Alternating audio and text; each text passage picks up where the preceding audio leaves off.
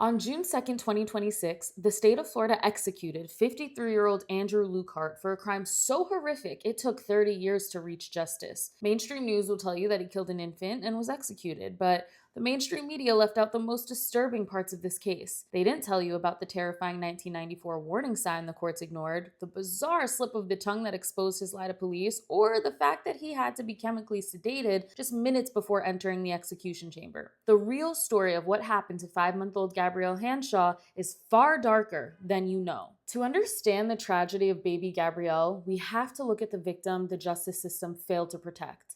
2 years before this murder, Lukehart was living with a different woman in Jacksonville, Florida, caring for her 8-month-old daughter, Jillian French. During a routine argument with his girlfriend, Lukehart snapped. In an unimaginable fit of rage, he brutally assaulted the 8-month-old baby. Jillian was rushed to the emergency room with multiple fractured ribs, bleeding behind both eyes, and a traumatic brain injury that nearly ended her life. Lukehart pled guilty, but instead of a decade behind bars, a Florida judge handed him a sentence that would later be heavily criticized: simple probation. Fast forward to 1996. Lukehart moves in with a new girlfriend, Misty Rue. Misty has no idea about his violent past. To her, he seems kind and affectionate toward her daughters, 2-year-old Ashley and 5-month-old Gabrielle. Her family completely trusts him, but a ticking time bomb was waiting for a single trigger. On February 25th, 1996, Misty puts her oldest daughter down for a nap. In the other room, she hears Lukehart playing affectionately with baby Gabrielle. Suddenly, Lukehart walks into the bedroom, visibly irritated, and grabs a clean diaper.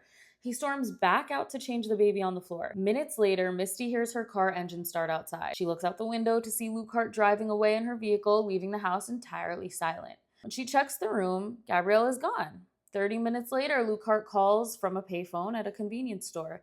He's breathless, spinning a terrifying web of lies. He claims an unknown man broke into the house, snatched Gabrielle, and fled in the pickup truck. He tells Misty to call 911. He hangs up and he vanishes. Hours later, a Florida Highway Patrol officer spots Lukehart walking suspiciously across his private property and detains him. Misty's car is found crashed into a nearby ditch. Lukehart refuses to answer questions and demands a lawyer. But while he's standing handcuffed next to a patrol car thinking no one is paying attention, he quietly mutters 7 words that completely destroy his kidnapping alibi.